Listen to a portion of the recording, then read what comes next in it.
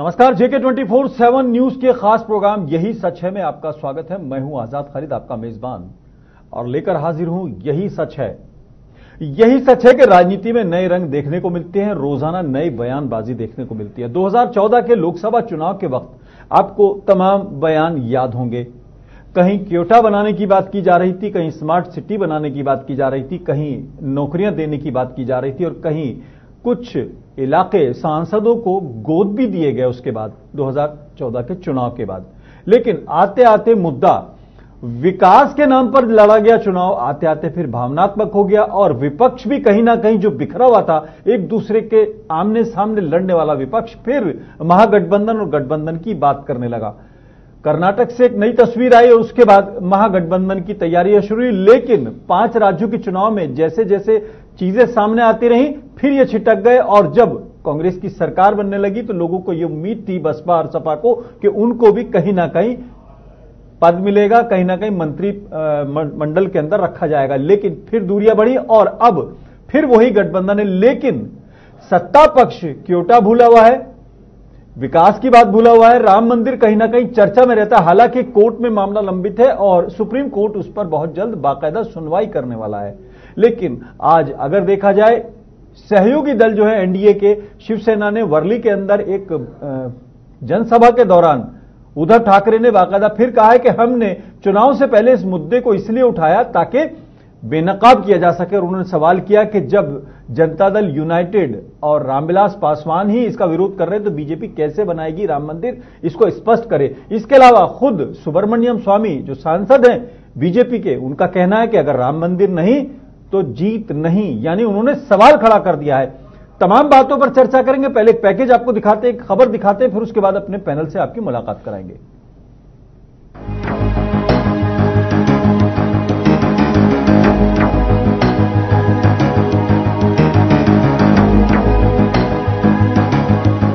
राम मंदिर पर एक बार फिर से सियासत तेज हो गई है और फिर से बयानबाजी का दौर जारी है। एक तरफ जहां सुप्रीम कोर्ट में तारीख पर तारीख मिल रही है, तो वहीं दूसरी तरफ बयानबाजी भी जारी है। कई नेताओं ने तो सुप्रीम कोर्ट पर ही सवाल खड़े कर दिए हैं। सुप्रीम कोर्ट का नजरिया पहले वाक्य से मालूम पड़ा जब उन्होंने कहा ये कोई इतनी जल्दबाजी की आवश्यकता नहीं इस केस के बारे में, तभी पता चलता है 70 साल के बाद में इस देश के चीफ जस्टिस कहते हैं इसमें कोई जल्दबाजी की आवश्यकता नहीं, तो क्या यह संविधान का अपमान है कि नहीं, उस पर मुझे जवाब चाहिए। कुंभ 2019 का आयोजन प्रयागराज में किया गया है। वहां पर राम मंदिर निर्माण से जुड़े पोस्टर्स देखने को मिल रहे हैं। प्रयाग में आयोजित कुंभ मेले में जगह जगह राम मंदिर निर्माण को लेकर पोस्टर लगवाए गए हैं। इन सभी पोस्टर्स में एक अलग नारा लिखा हुआ है। बता दें कि राम मंदिर मामले में सुप्रीम कोर्ट की बेंच में जस्टिस यू ललित के नाम पर आपत्ति होने के बाद फिर से बेंच का गठन किया गया है। 10 जनवरी को इसकी सुनवाई होनी थी, लेकिन एक जज को लेकर विवाद के बाद इस मामले को टाल दिया गया था। उस वक्त भी संतों ने आपत्ति जताई थी। हे भगवान, जहां 100 करोड़ हिंदू रहते हैं, हिंदुस्तान में 100 करोड़ हिंदुओं के सबसे बड़ा तीर्थ अयोध्या, जो भगवान राम की जन्मभूमि सारी दुनिया जानती है। इंडोनेशिया में भगवान राम की चर्चा होती है, जो मुस्लिम कंट्री है। आज यहां जहां भगवान पैदा हुए हैं, भगवान टाट में है। हम सब लोग कोर्ट की ओर देखते देखते देखते देखते कई पीढ़ियां गुजर गई। अब कोर्ट से विश्वास आज खत्म। अब बहुसंख्यक समाज का धैर्य खत्म हो गया है। दरअसल लोकसभा चुनाव से राम मंदिर का मुद्दा काफी अहम माना जा रहा है, क्योंकि जिस तरह से हिंदू संगठन लगातार बीजेपी पर दबाव बना रहे हैं, उससे एक बात तो साफ है कि इस बार भी चुनाव में राम मंदिर मुद्दा सबसे आगे रहेगा। लेकिन दूसरी तरफ बीजेपी सुप्रीम कोर्ट का हवाला देते हुए लगातार इस मुद्दे से हटना चाह रही है। क्या रुकावट है? कोई रुकावट नहीं है। ये जो टाइटल है ये तो हम बाद में मुआवजा दे सकते हैं। आखिर में सरकार का ही अधिकार है जमीन पर, सुप्रीम कोर्ट का अधिकार नहीं है। आर्टिकल 300A में हम कभी भी किसी का जमीन ले सकते हैं, परंतु मुआवजा देना पड़ेगा। तो क्या कह दीजिए सुप्रीम कोर्ट का 10 साल लगाइए सुनते सुनते, पर जिस दिन आप टाइटल डिसाइड करोगे उस दिन हम मुआवजा दे देंगे। लेकिन हिंदू संगठन और खासकर शिवसेना लगातार बीजेपी को राम मंदिर के मुद्दे पर घेर रही है। ये संगठन राम मंदिर का निर्माण करने के लिए अध्यादेश लाने की मांग कर रहे हैं। शिवसेना ने ही नारा दिया था कि मंदिर नहीं तो वोट नहीं। खैर, अब राम मंदिर को लेकर हर किसी की निगाह आने वाली 29 जनवरी पर रहेगी। उम्मीद है कि आने वाली सुनवाई में राम मंदिर को लेकर निश्चित सुनवाई का शेड्यूल तय हो जाएगा। Bureau report.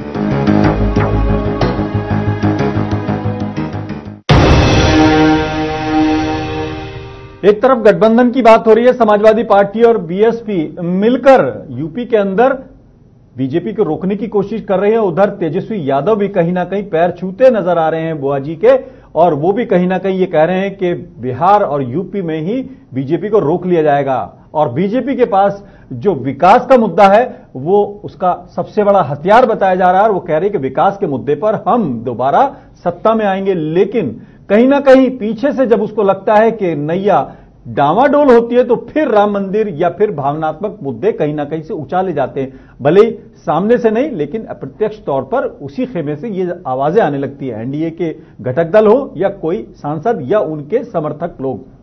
इस पर हम चर्चा करेंगे, अपने पैनल से आपकी मुलाकात करेंगे। अपने दर्शकों को हम बता दें वो अपनी राय और अपने कमेंट हमको भेज सकते हैं। हमारे फेसबुक पेज JK 24/7 न्यूज के पेज पर जा सकते हैं और आजाद खालिद के पेज पर भी, ट्विटर पर जा सकते हैं। हमारा जो ट्विटर और ये हैंडल है स्क्रीन पर दिख रहा है। अपने पैनल से मैं आपकी मुलाकात करा देता हूं। अनिल गोयल जी हमारे साथ मौजूद है, बीजेपी की तरफ से अपनी बात रखेंगे। बहुत बहुत स्वागत है अनिल गोयल जी। हर्ष चौधरी कांग्रेस की तरफ से अपनी बात रखेंगे, दिल्ली स्टूडियो में बहुत बहुत स्वागत है आपका। इकराम कुरैशी साहब मौजूद हैं, एमएलए हैं समाजवादी पार्टी के, और हम बहुत बहुत स्वागत करते हैं इकराम साहब आपका। ऋषि मिश्रा है, पॉलिटिकल एक्सपर्ट है। ऋषि मिश्रा जी का दिल्ली स्टूडियो में बहुत बहुत स्वागत है। सबसे पहले अनिल गोयल जी, विकास की बात हो रही थी, बुलेट ट्रेन की बात हो रही थी और स्मार्ट सिटीज की बात हो रही थी, नौकरियों की भी बात थी, तमाम चीजें थी, लेकिन कहीं ना कहीं जब चीजें हो जाती है, राम मंदिर का मुद्दा बहुत पीछे था लेकिन अब धीरे धीरे कभी कभी आगे आ जाता है। हालांकि मामला कोर्ट में लंबित है। पीएम मोदी ने भी बाकायदा कह दिया था कि जब कोर्ट से फैसला हो जाएगा तब अध्यादेश की बात की जाएगी। लेकिन क्या लगता है ये आखिरी हथियार रहेगा आपका? आजाद जी, राम मंदिर का मामला आस्था का मामला है और निश्चित तौर पर भारतीय जनता पार्टी राम मंदिर बनने में आने वाली बाधाओं को दूर करेगी, ये पार्टी का संकल्प है। कई दशक से ये बातें सुन रहे हैं आपकी। सर, अगर कई दशक देश की से जनता कई दशक से यही बात सुन रही है। नहीं, मैं बिल्कुल आपकी बात ठीक है, लेकिन कई दशक से चीजें आगे भी बढ़ रही हैं। दूसरी बात, हमारी पार्टी चुनाव में सबका साथ सबका विकास लेकर के आगे बढ़ रही है और आगे बढ़ेगी। अब अगर आप इस बात के लिए कहें तो हमारी सरकार ने, हमारी पिछली सरकारों ने सिर्फ 7.5 लाख टन खरीद करी थी 5 साल में, और हमने 4.5 साल में 95 लाख टन खरीद करी है किसानों के हित के अंदर। और अगर हम विकास की बात करें तो जितनी भी योजनाएं हमने बनाई हैं, किसी भी योजना में गांधी परिवार के ने, जैसे सब योजनाओं में इंदिरा गांधी, राजीव गांधी, फलाने गांधी, ढिमाके गांधी, हमने सिर्फ जो भी योजना बनाई है वो देश के लिए बनाई है। किसी में भी किसी का भी नाम हमने नेता का नहीं रखा है। ये साफ साबित करता है कि हमारी नीयत जो है वो निश्चित तौर पर विकास की है, नाम की नहीं है। नाम कमाने की नीति पर हमने काम कभी नहीं करा। और इसके लिए जब देश का मामला आया तो हमने शत्रु देश में रहने वाले लोगों की भी संपत्ति पर सरकार का कब्जा। सवाल आपसे पूछा था घुटने के दर्द का, आप सिर के दर्द की दवा दे रहे हैं। सवाल ये था क्या दोबारा से वो जो आखिरी हथियार है उसी पर चलेंगे आप? लेकिन कोई बात नहीं, वो सबका साथ सबका विकास, आपके सांसद आपको छोड़ गए, ज्योतिबा छोड़ गई हैं, आपके घटक दल में कई लोग छोड़ गए। आपके पास दोबारा आऊंगा मैं। कांग्रेस के ये सवाल है वो ज्यादा अभी आऊंगा। हर्ष चौधरी, क्या आपको लगता है आपको यूपी के अंदर बीएसपी ने लेकिन क्या राम मंदिर के मुद्दे पर आपके पास कोई काट है? सबसे पहले जो आपने अभी वोट कटवा वाली बात कही, आपने और राज्यों के भी जो रिजल्ट आए उसमें भी आपने देखा होगा कि हम वोट कटवा पार्टी है या हम सत्ता में आने वाली पार्टी है, ये भी मैं आपको बताना चाहता हूं। दूसरी बात, जो आज राम मंदिर की बात हो रही है वह एक सोची समझी मुझे साजिश नजर आती है कहीं ना कहीं भाजपा की, क्योंकि वह अपने सभी जो वादे इन्होंने जनता को किए थे वो भूल गई थी, ना उन्होंने पूरे किए, ना उन मुद्दों के बारे में उन्होंने सोचा। और आपने जो कहा कि राम मंदिर का मुद्दा पीछे चला गया था, वो 4 साल जरूर पीछे चला गया था, लेकिन कहीं ना कहीं बीच बीच में वो सारी चीजें राम मंदिर का बीच में चर्चाएं होती रही। और आज अपने सहयोगियों से या इनके मेंबर्स जो हैं भाजपा के, वो सोची समझी साजिश के तहत बयान दिए जा रहे हैं ताकि जनता को विकास के मुद्दे के बारे में बात ना करें, वही राम मंदिर की बात करें और वही हिंदू और मुसलमान करके कहीं ना कहीं पोलराइज वोटर को पोलराइज करा जाए। इकराम साहब एक सेकंड अनिल जी आऊंगा। इकराम साहब राम मंदिर मुद्दे विकास पर बात कर लेते हैं। इकराम साहब, सवाल यह है कि आपने बीएसपी के साथ मिलकर यूपी के अंदर तैयारी कर ली और आपका एक ही मकसद है कि बीजेपी को रोकना है, लेकिन आपकी इच्छा शक्ति कहीं ना कहीं यह लग रही है कि आप जिस गठबंधन की बात, महागठबंधन की बात कर्नाटक से शुरू की थी आपने, वो कहीं ना कहीं बिखरता नजर आ रहा है। लेकिन राम मंदिर एक बहुत बड़ा हथियार के तौर पर अगर देखें बीजेपी के पास मौजूद है, आपके पास क्या है? क्योंकि आपका तो गठबंधन भी कहीं ना कहीं एकजुट नजर नहीं आ रहा। देखिए, राम मंदिर का जहां तक ताल्लुक है, इस देश के प्रधानमंत्री जी ने साफ कह दिया, राम मंदिर का मुद्दा सुप्रीम कोर्ट में चल रहा है और राम मंदिर जब तक सुप्रीम कोर्ट कोई फैसला नहीं देता, राम मंदिर का जिक्र छोड़ देना चाहिए। हिंदुस्तान की जनता के लिए और बहुत से मुद्दे हैं, बेरोजगारी है, गरीबी है, भुखमरी है, विकास के मुद्दे पर आइए। आपने 15 लाख का वायदा किया था हर खाते में डालने का, 15 लाख की बात करिए। बहुत से मुद्दे हैं, देश की जनता को बहुत से मुद्दे चाहिए। राम मंदिर का मुद्दा सुप्रीम कोर्ट के ऊपर है और सुप्रीम कोर्ट जब फैसला देगा। जी, लगता है टेक्निकल राम मंदिर की तय करे या बाबरी मस्जिद की तय हो, लेकिन कांग्रेस को आप साथ लेकर नहीं चले। ऋषि मिश्रा जी, अगर देखें वहां पर यूपी के अंदर आज तीसरी एक तस्वीर नजर आई जिसमें तेजस्वी यादव भी वहां पर साथ दिखाई दिए। वो कह रहे हैं बिहार और यूपी में तो हम रोक लेंगे, लेकिन क्या लगता है ये जो गठबंधन है, खासतौर से कर्नाटक से भी अच्छी खबर नहीं आ रही, दोनों तरफ से कहा जा रहा है कि अविश्वास प्रस्ताव लाया जाएगा या जेडीएस और कांग्रेस के बीच में कुछ दिक्कत है और बीजेपी कह रही है कि जेडीएस और कांग्रेस हमारे विधायकों को तोड़ रही है। क्या ये पूरे देश में नए तरह के समीकरण आएंगे? एआईडीएमके भी शायद बीजेपी के साथ जा रही है, तो क्या आखिरी हथियार राम मंदिर होगा या विकास होगा? देखिए, जिस प्रकार से आप कर्नाटका की चर्चा कर रहे हैं, कर्नाटका में एमएलसी का जो पद था वो जेडीएस अपने खेमे में चाह रही थी और कांग्रेस ने एमएलसी का पद जो है वहां हथिया लिया, वहां से इन लोगों के बीच में मनमुटाव चला है। दूसरी बात, सांसद सीट के लिए भी है 2:1 का रेशियो जेडीएस देवेगौड़ा जी चाह रहे हैं, जिसको कांग्रेस नकार दिया है। कांग्रेस अपने हिसाब से चाह रही है कि वहां सीट डिस्ट्रीब्यूशन हो। जहां तक विकास और राम मंदिर का बात है, तो आज सुब्रमण्यम स्वामी ने जिस प्रकार से कहा है कि यदि मंदिर नहीं बनेगा तो बीजेपी को वोट नहीं मिलेगी, बिल्कुल, तो उनके बात को बीजेपी में ही कोई सीरियसली नहीं लेता है। जहां तक आप देखेंगे कि आलोक वर्मा वाला मामले में भी आजाद जी आप देखेंगे कि उन्होंने पार्टी स्टैंड से अलग जाके 4 घंटे पहले उन्होंने कहा था आलोक वर्मा को नहीं हटाया जाएगा, लेकिन 4 घंटे बाद हटा दिया। हाँ, वही चीज कह रहा हूं। तो सुब्रमण्यम स्वामी एक ऐसा हथियार है जो बीजेपी कांग्रेस को काउंटर करने के लिए लाई थी, लेकिन बीजेपी को खुद वो कई बार काउंटर कर चुके हैं। तो बीजेपी कैसे इनको हैंडल करता है सुब्रमण्यम स्वामी के वक्तव्य को? सुब्रमण्यम स्वामी ने बिल्कुल एक बहुत बड़ा मुद्दा दे दिया अपोजिशन पार्टी को कि राम मंदिर यदि नहीं बनता है तो बीजेपी को वोट नहीं मिलेगा। तो कांग्रेस इस चीज को बुनाएगी कि देखिए इनके लेकिन ऋषि जी, आज वर्ली के अंदर शिवसेना के उद्धव ठाकरे भी ये कह रहे थे कि हमने इसलिए मुद्दे को उठाया ताकि इनको एक्सपोज कर सकें, और इन्होंने ये तक सवाल किया है उद्धव ठाकरे ने कि जब इनके सहयोगी जेडीयू और खासतौर से रामविलास पासवान भी सहयोगी होते हुए विरोध कर रहे हैं, और उन्होंने एक इंपॉर्टेंट बात की, कांग्रेस के लिए राहत की बात है हालांकि कि कांग्रेस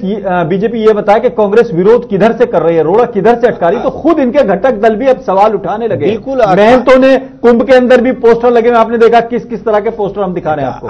खालिद भाई, आप सुब्रमण्यम स्वामी की राजनीति को देखेंगे तो वह बीजेपी में इसी आश्वासन में आए थे कहीं न कहीं उनको कैबिनेट में एडजस्ट किया जाएगा, खासकर फाइनेंस मिनिस्ट्री को लेकर। अरुण जेटली से आप ये सभी लोग जानते हैं कि अरुण जेटली से उनकी राजनीति पटती नहीं है, और बीजेपी का जो 2.5 लोगों की सरकार कही जाती है उसमें आधा जो अरुण जेटली, एक तो अमित शाह हो गए, एक तो नरेंद्र मोदी हो गए, और हाफ जो हो गए वो अरुण जेटली। यानी कहीं ऐसा तो नहीं है आपके नजर, आप जो कहना चाह रहे हैं कि भस्मासुर खुद बीजेपी के लिए?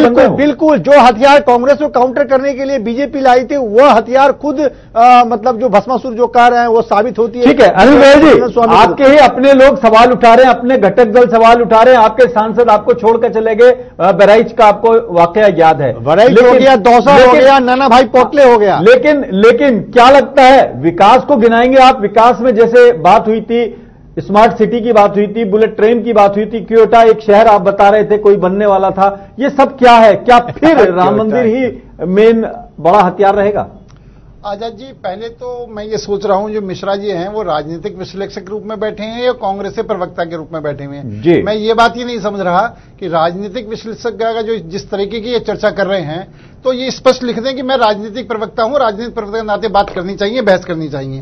लेकिन अगर आप जिस चीज को लिख रहे हैं पत्रकार पे आरोप, अरे भैया आरोप प्रत्यारोप, पत्रकार बार बार आरोप लगा रहे हैं वाली बात नहीं, एक भी बात कहा है गलत कहा है तो बताइए। ऋषि जी, आप नाना भाई पोटले इस्तीफा दिए कि नहीं आपके बीजेपी से? नाना भाई पोटले इस्तीफा दिए कि नहीं दिए? हरिचंद मीना इस्तीफा दिए कि नहीं दिए? सावित्री बाई फुले इस्तीफा दिए कि नहीं दिए? आप बताइए, मैंने जो कहा है तो गलत है तो मैं पत्रकारिता छोड़ने को तैयार हूं। मैंने कुछ कहा है गलत कहा है तो बताइए आप। ऋषि मिश्रा जी, मुझे एक बात आप कैसे कह सकते हैं कि मैं किसी पार्टी का प्रवक्ता हूं? पार्टी आप गलत बोल रहे हैं। पार्टी के आप नेताओं को बार बार आईने दिखाने का काम मेरे पत्रकार करते हैं तो पत्रकार की इंटीग्रिटी पर सवाल उठाते हैं। गलत बात है, ये नहीं चलेगा। ये आपकी तानाशाही, आपकी सरकार है तो किसी पत्रकार को ऐसे बोल दीजिएगा। आप पूरी तरीके से राजनीतिक रूप में बात कर रहे हैं, बिल्कुल गलत बोल रहे हैं आप पत्रकार की बात अनिल गोयल जी करते हैं, अनिल गोयल जी की बात नहीं कर सकते। ये भी एक पार्टी अनिल गोयल जी सारी पार्टी को लेकर अनिल गोयल जी ऋषि मिश्रा जी, देखिए अनिल गोयल जी, मैं आपको स्पष्ट कर दूं, ऋषि मिश्रा एक सम्मानित पत्रकार हैं और राजनीतिक विश्लेषक के तौर पर बैठे हैं। आपकी आपत्ति सही होगी आपकी नजर में, लेकिन हम भी उस पर जवाब दे दें। जो उन्होंने आपको एग्जाम्पल दिए हैं वो आपके सामने, आप उसको काउंटर करिए। ज्योतिबाई फुले आपको छोड़ के गई कि नहीं गई? आपके इस घटक दलों में से कितने लोग नाराज हैं? शिवसेना आपकी सहयोगी है, उसका रवैया है, तो इसमें एक प्रवक्ता कांग्रेस के कैसे नजर आ गए? उन्होंने तो आपको सिर्फ आईना दिखाया ना। आजाद जी, मैं ये कह रहा हूं कि कांग्रेस से भी कितने लोग टूट रहे हैं, कांग्रेस की कितनी सरकारें गिरने नाम बता दीजिए ना, आप हमको नाम बता दीजिए। कर्नाटक का जिक्र आपके सामने है, कांग्रेस से कितने एमपी हटे हैं? नाम बता दीजिए, मेरी बात नाम बता दीजिए सर। आप कर्नाटक वरिष्ठ नेता है, आप मुझे मैंने कांग्रेस को भी आईने दिखाया कि वहां दिखा रहे सही नहीं चल रही है। मैंने बोला ना एमएलसी का। अब आप सुन तो लो जी, कर्नाटक के अंदर वो आपको दिखाई नहीं दे रहा, यूपी के अंदर कांग्रेस को मक्खी की तरीके से बाहर निकाल के भेज दिया, वो दिखाई नहीं दे रहा, बिहार में वो चिंतित है कि हमारा गठबंधन होगा या नहीं होगा, वो दिखाई नहीं दे रहा। ये जो लोग ठगबंधन, आप इसको गठबंधन कहें, मैं इसको ठगबंधन कहूंगा, ये ठगबंधन ही पूरी तरह से बन पा रहा सत्ता की प्राप्ति के लिए। आपको जो एनडीए का गठन किया था वो भी गठबंधन आप दोनों पार्टी की बात करें, मुझे बहुत अच्छा लगेगा। हमें इसका जवाब ले लेते हैं हर्ष चौधरी से, जवाब ले लेते हैं। आप हमारी कमी बताएं, कमी बताएं। हर्ष चौधरी से जवाब ले लेते हैं, क्योंकि अब जो आपने गेंद डाली वो हर्ष चौधरी के पाले में है। हर्ष चौधरी, कांग्रेस को ना तो यूपी में आपको कोई लिफ्ट दे रहा है, सपा बसपा ने आपको 2 सीटों की बात कर दी। हम कई मतलब लगभग 1.5 महीने पहले खबर चला चुके थे, शायद उसमें आप भी गए थे। हमने कहा था आपको 2 सीटें मिल रही हैं। उन 2 सीटों को छोड़कर वहां गठबंधन बन गया, उसमें आपका कहीं जिक्र नहीं है। 5 राज्यों में आपने कहा कि हम फतह करके आए, हालांकि उसमें मणिपुर आपके हाथ से निकल गया, लेकिन 3 राज्यों की फतह के बाद आपको लिफ्ट नहीं मिली। तेजस्वी यादव भी आज कहीं ना कहीं आपसे दूरी बनाते हुए नजर आए। क्या वजह है, क्यों लोग आपको अछूत समझ रहे हैं? देखिए, सबसे पहले तो जो गोयल साहब ने ठगबंधन वाली बात करी, तो मैं उसका भी इनसे जवाब चाहना चाहता हूं कि जो वाजपेयी साहब एनडीए जब सबसे पहले बनाया गया था, क्या वह भी ठगबंधन था? अगर वह ठगबंधन नहीं था और आज अगर हम गठबंधन करते हैं या कोई और गठबंधन करता है तो वो ठगबंधन हो जाता है या वो मजबूर सरकार बन जाती है। तो ये कहीं ना कहीं इनके कहने और करने में दोनों में फर्क होता है। नहीं, आपको लेकर सवाल इसलिए उठ रहे हैं कि आपने क्या हुआ कि जब राजस्थान में और मध्य प्रदेश में आपने सरकार बनाई है तो उसमें आपने सहयोग लिया है, ये तो सारी दुनिया को मालूम है। लेकिन जब देने का नंबर आया तो मंत्रालय में आपने एक कोई ऐसा पद भी नहीं दिया, तो ये लोग आपके साथ कैसे चलेंगे? उन्होंने बहुत पहले ये खबर चला चुके। हमारी कोई उन लोगों से, दूसरी अन्य किसी पार्टी से उन्होंने बिना किसी शर्त के हमें सपोर्ट दी थी। हमारे और उनके बीच में कोई आजाद भाई, मेरा हर्ष भाई से एक सवाल है, डिमांड भी नहीं थी हमारी तरफ से। आजाद जी, मेरा हर्ष भाई से सवाल है, बात अकेले जाने की चुनाव में, तो बात में आपको 2000 जो पीछे 9 में चुनाव हुआ था उसमें भी जब कांग्रेस सरकार अकेले अपने दम पर चुनाव लड़के आई थी तो सबसे ज्यादा हर्ष भाई सीटें उत्तर प्रदेश से अकेले हम लोग लेकर आए थे। हर्ष भाई, मेरा एक सवाल है आपसे। वही बात अगर आज दूसरी हम लोग 80 सीटें पर अगर हम लड़ेंगे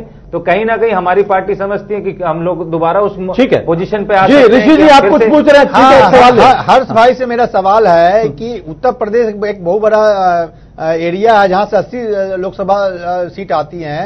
आपके प्रदेश अध्यक्ष राज बब्बर खुद मंशा जाहिर कर चुके हैं कि मैं मुंबई से लड़ूंगा। जब उत्तर प्रदेश के कांग्रेस के सेनापति ही समर्पण कर दिया हो तो कांग्रेस वहां जो इतनी बड़ी लड़ाई कैसे लड़ेगी? आपसे मेरा सवाल है, इस पे तो अब जवाब चाहूंगा मैं आपसे। देखिए, उन्होंने ये क्या किस सोच समझ के कहा ये मैंने आपका सुना नहीं, लेकिन जो आप कह रहे हैं कि अगर मुंबई से लड़ेंगे संजय निरुपम ने मीडिया से बात करते हुए कहा, सिर्फ राज बब्बर ही नहीं, तेलंगाना के कार्यकारी अध्यक्ष मोहम्मद अजहरुद्दीन भी वहां पर मुंबई से जो लड़ाने की, मुंबई से जो हमारे लड़ाने की बात हो रही है, वहां पर और भी हमारे ऐसे कार्यकर्ता और ठीक है। ऋषि जी पार्टी की कोई स्ट्रेटेजी हो सकती है, उसके लिए हम वहां की ताकत को नहीं कह रहे, लेकिन हमारे साथ इकराम साहब मौजूद है समाजवादी पार्टी की तरफ से। इकराम साहब, आपने तो कमाल ही कर दिया।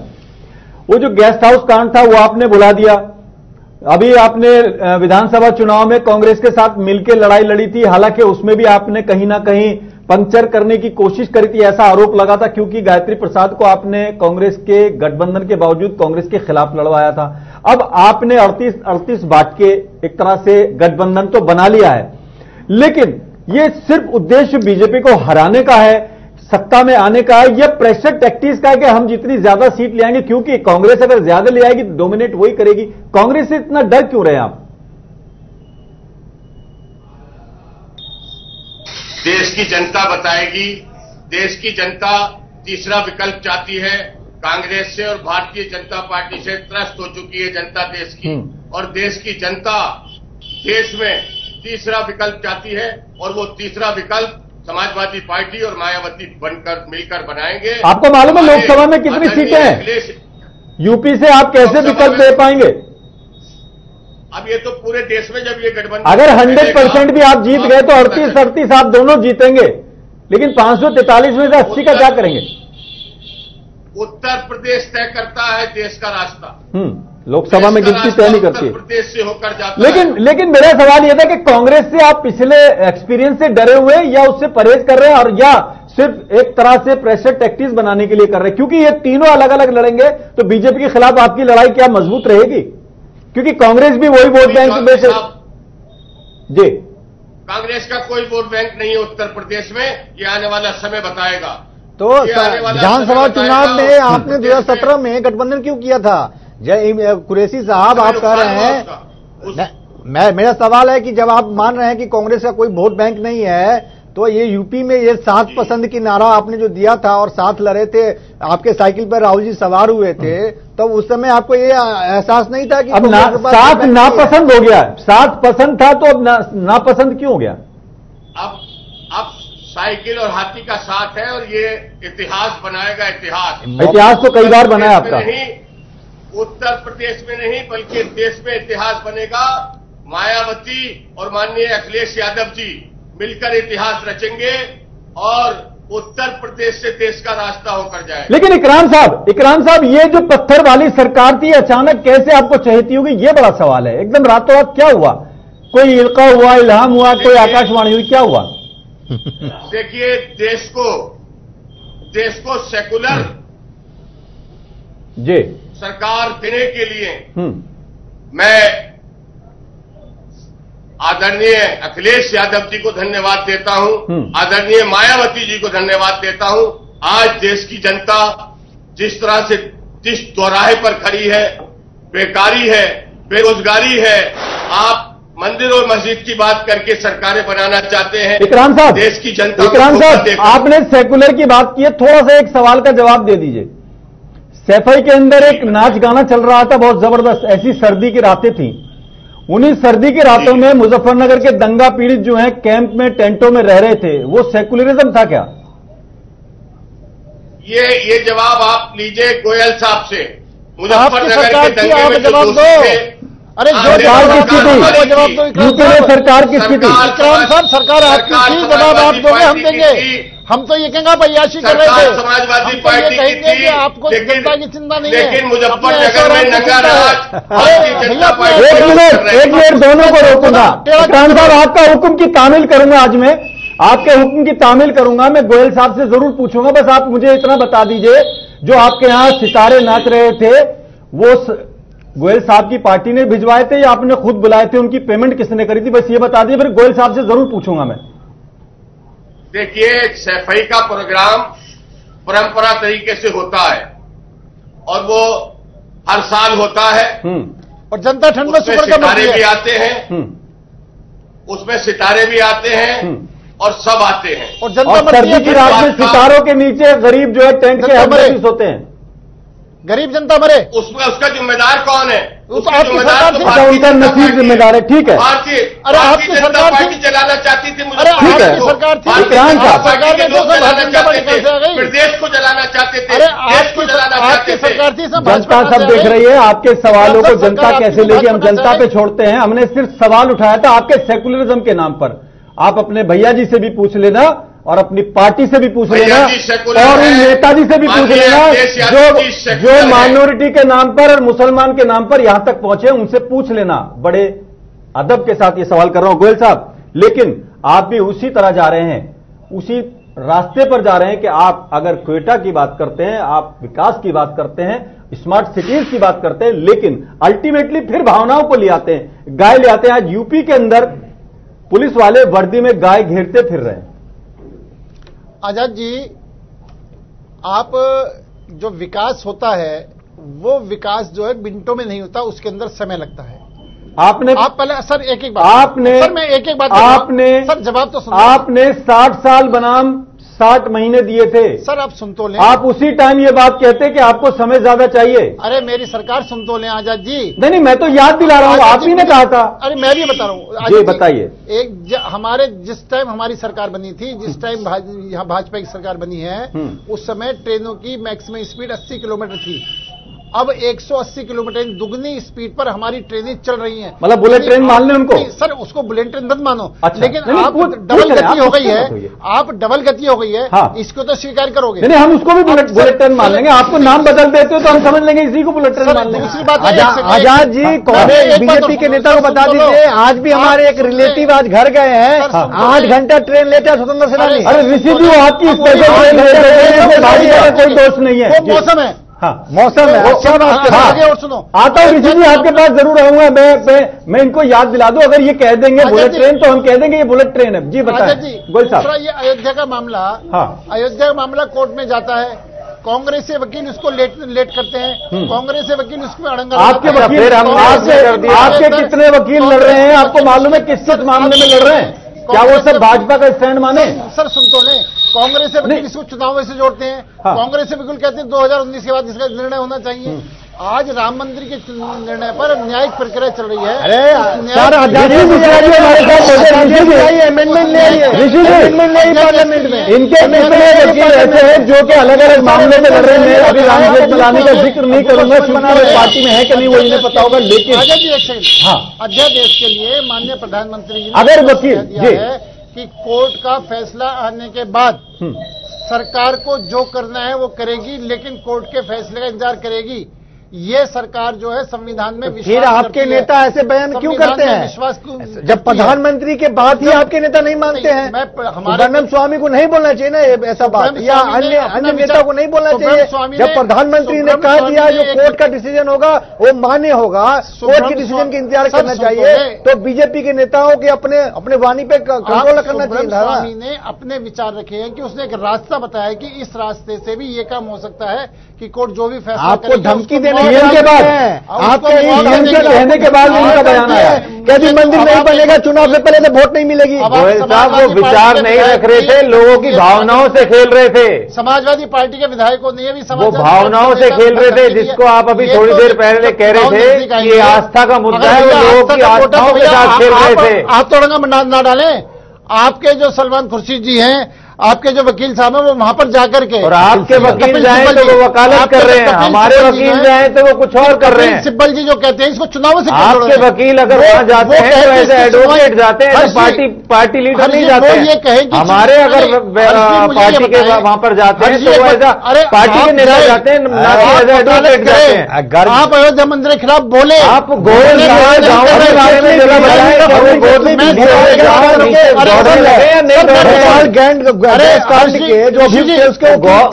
हुए गांवों के बारे में जरा कुछ जिक्र करें। आप मेरा विषय नहीं समझ। मैं ये कह रहा हूं आप उसको 2019 से क्यों जोड़ रहे हैं?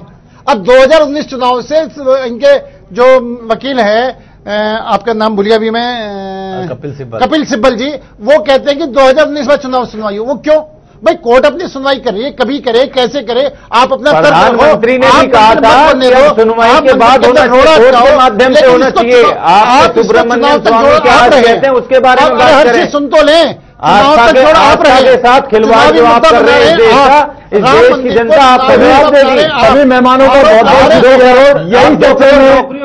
यही सच्चे में आज सवाल हमने ये करने की कोशिश की थी कि जो संसदीय क्षेत्र गोद लिए गए थे वो गोद में ही है या नीचे उतर के चलने फिरने लगे हैं, और क्या विकास की जो बात करने वाली बातें थी वो कितनी हुई हैं खास तौर से। और विपक्ष से भी यह सवाल था कि वो बीजेपी को हराने के नाम पर इकट्ठे जरूर हो रहे हैं लेकिन कहीं ना कहीं एक दूसरे के खिलाफ, और यही राजनीति है और यही सच है। यही सच है में आज फिलहाल इतना ही। अपने मेजबान आजाद खालिद को इजाजत दें।